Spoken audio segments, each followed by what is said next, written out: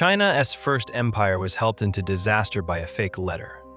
Not a huge battle, not a giant earthquake, not a dramatic duel on palace steps, a document, a command, a message that changed who would inherit the throne. This is the story of Zhao Gao, Li Si, Prince Fuzhou, and the fake order that helped break the Qin dynasty. It sounds almost too simple. The first emperor dies. A few powerful men hide the death. A letter is sent. The more promising heir is told to kill himself. Another son becomes emperor. The wrong people gain power. The empire begins falling apart. If that sounds like a political thriller, good, because it is one. Except it happened more than 2,000 years ago, with bamboo documents, imperial seals, and the world. As most dangerous office politics. The Qin dynasty was China's first unified imperial dynasty. Before Qin, the land had been divided among rival states. After years of brutal war, Qin conquered them one by one. In 221 BC, the king of Qin became Qin Shi Huang, the first emperor. He created a new kind of ruler for a new kind of empire. Centralized, strict, legalistic, organized, terrifying. This was an empire of roads, laws, soldiers, punishments, measurements, and documents. Documents mattered. Orders mattered. Seals mattered. The written command of the emperor could move armies, punish officials, relocate families, or end lives.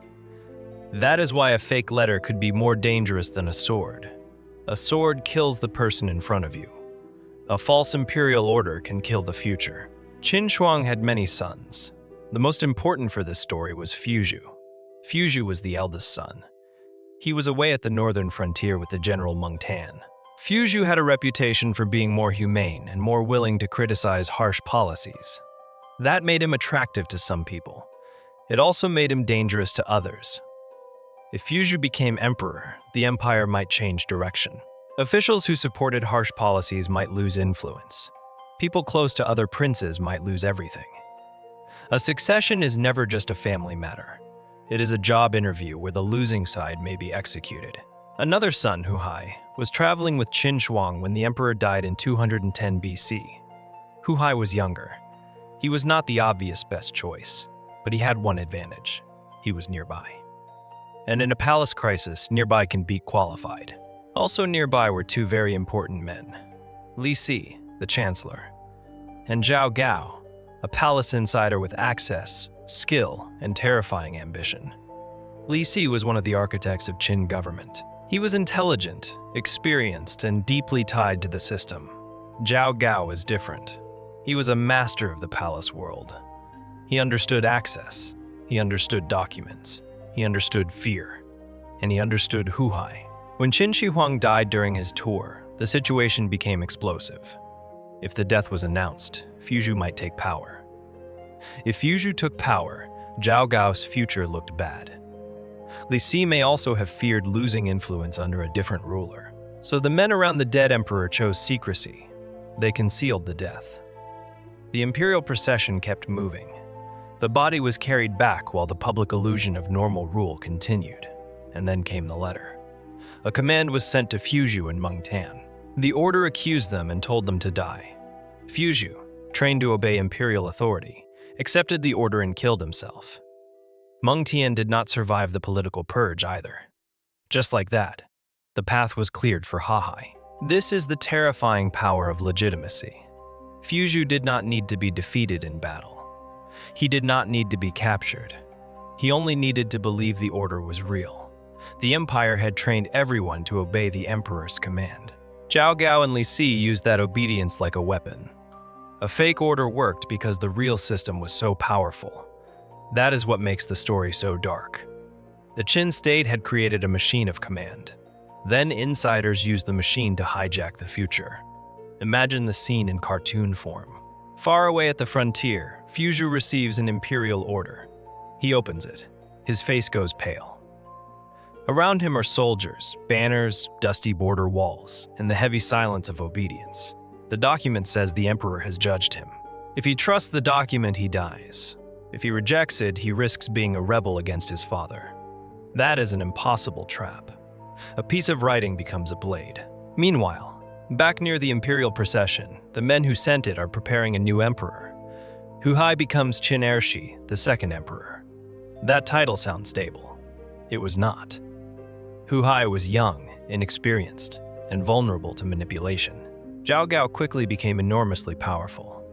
Li Si, who had helped make the decision, would later be destroyed by the same political monster he helped release. That is another classic palace lesson. If you invite a snake into the room because it bites your enemy, do not be shocked when it notices you have ankles. Zhao Gao used his position to control Hu Hai and the court. He removed rivals. He twisted information. He made fear the language of government. The Qin dynasty, already harsh and unstable, became even more brittle. Rebellions broke out. People were exhausted by labor demands, punishments, and the pressure of imperial projects. Local uprisings grew. The empire that Qin Shi Huang had built with such force began cracking almost immediately after his death. The fake letter did not cause every problem. History is rarely that neat. Qin had deep structural issues. Its laws were severe. Its demands were heavy. Its newly conquered peoples were not all loyal. Its rulers had pushed the state too hard. But the fake letter made the succession worse at exactly the worst moment. Instead of a potentially stronger heir, Qin got Hu Hai.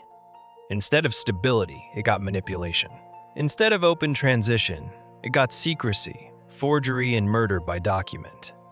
That matters because young empires are fragile. Qin was the first of its kind.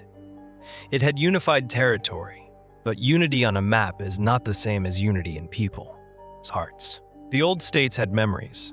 The people had grievances. The officials had fears. The system needed legitimacy. It needed a succession that looked solid. Instead, it got a corpse hidden on the road and a fake command killing the heir. That is not how you build trust. That is how you turn the palace into a crime scene. Zhao Gao's genius, if we want to call it that, was understanding where power really sat in that moment. Not in armies, not in speeches, not even in the dead emperor's body. Power sat in the ability to decide what the emperor had supposedly said. If you can control the message, you can control obedience. If you can control obedience, you can choose the next ruler. If you can choose the next ruler, you can stand behind the throne and pull the strings. That is exactly what Zhao Gao did. He turned the empire's own respect for imperial command into a trap. This is why the fake letter is such a strong story. It is small enough to understand and big enough to change history. A viewer does not need to understand every Qin law. They only need to understand this. A dead emperor could not speak, so someone else spoke for him, and the empire obeyed. That is terrifying. It shows that in a highly centralized system, the person who controls the center's voice may become more powerful than the center itself. Especially when the center is dead. There is also a tragic irony around Fuzhou. Traditional history often presents him as a better possibility. Maybe he would have ruled more moderately. Maybe he would have softened Qin's harshness. Maybe he could have saved the dynasty. Maybe not. We cannot know. History does not let us test alternate emperors like different shoes. But we do know this. Fuzhou never got the chance. His future was killed by a document he believed. That is almost painfully simple. He did not lose a civil war. He did not fail an election. He did not make a speech and get outmaneuvered in public. He opened an order and obeyed himself into death. The Qin system was so strict that obedience could become suicide. That line belongs in the Museum of Bad Political Design. Li Si's role is also important. He was not a fool. He was one of the most capable officials of the age. But capability does not protect a person from fear or ambition. He may have thought supporting Hu Hai was safer. He may have thought he could manage the outcome. He may have believed the system he helped build would continue under his guidance. Instead, Zhao Gao eventually turned against him. Li Si was executed in a brutal political fall. The man who helped forge the path for Hu Hai was consumed by the new court's violence. That is another lesson. When you break legitimacy to win power, you make it easier for someone else to break you. The rules do not stay broken only in the direction you prefer. Once forgery, secrecy, and manipulation become acceptable tools, everyone near power becomes less safe, including the people who use them first. For cartoon visuals, this episode is full of clean scenes. A dead emperor's sealed carriage.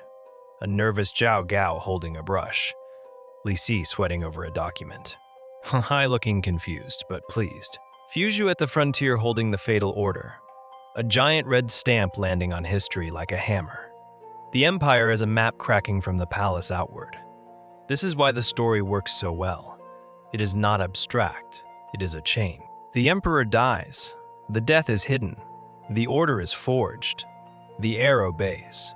The weaker son rises. The insider gains power. The dynasty breaks. A whole empire turns because a few men controlled a message. By 207 BC, the Qin dynasty was finished. Think about that.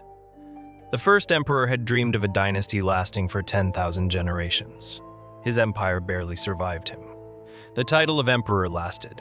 The idea of unified China lasted. Many Qin institutions influenced later dynasties, but the Qin ruling house itself collapsed fast. And one reason was that the first succession was poisoned at the source. A dynasty can survive many things. Bad weather, bad officials, bad decisions, even bad emperors sometimes. But a dynasty has a much harder time surviving when the transfer of power begins with a lie. Because the lie teaches everyone what kind of world they are living in. Not a world of public legitimacy. A world of hidden documents. Not a world where the best heir wins. A world where the closest manipulator wins.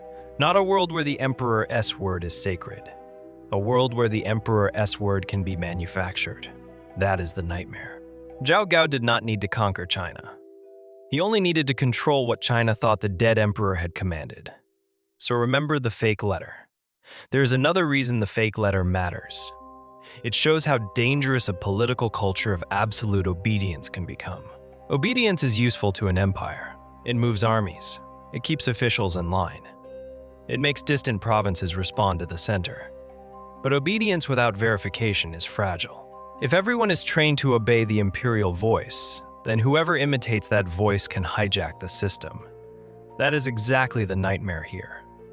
The command looked like authority, so it became authority.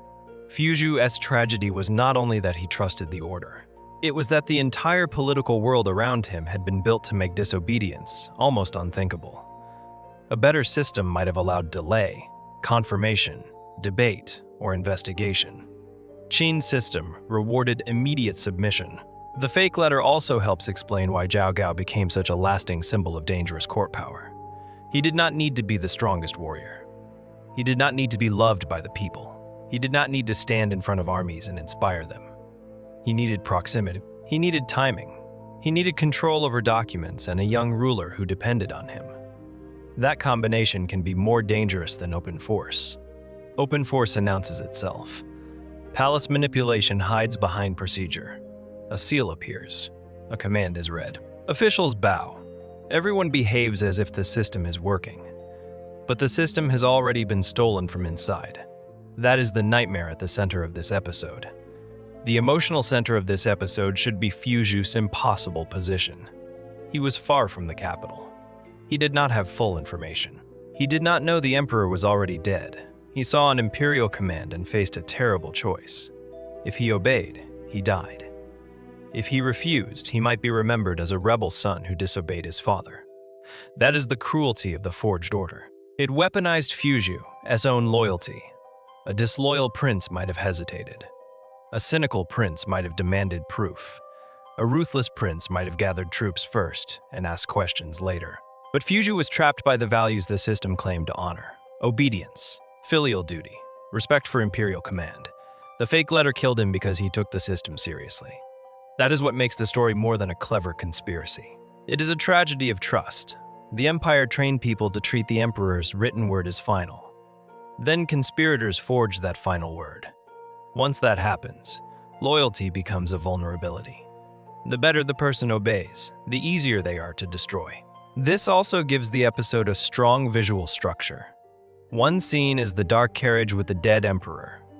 Another is Zhao Gao and Li Si near the documents. Another is Hai waiting close to power.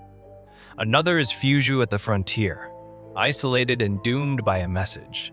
The audience can feel the distance. The truth is in one place. The victim is in another. Between them travels a lie. That lie moves faster than explanation. It reaches Fuzhou before reality does. And that is how an empire can be redirected without the public seeing the hand that turned it. The Qin Empire did not only fall because people disobeyed it. It also fell because the wrong people learned how to make obedience serve a lie. So the false command moved faster than doubt. And when doubt is slower than a forged order, history can turn on a lie. Remember Fuzhou at the frontier. Remember Ho Hai on the road. Remember Li Si making the bargain. Remember Zhao Gao understanding that a brush could be sharper than a sword. The Qin dynasty was built with armies, but it was helped toward collapse by paperwork. And sometimes, in an empire, the most dangerous weapon is not the blade in someone's hand.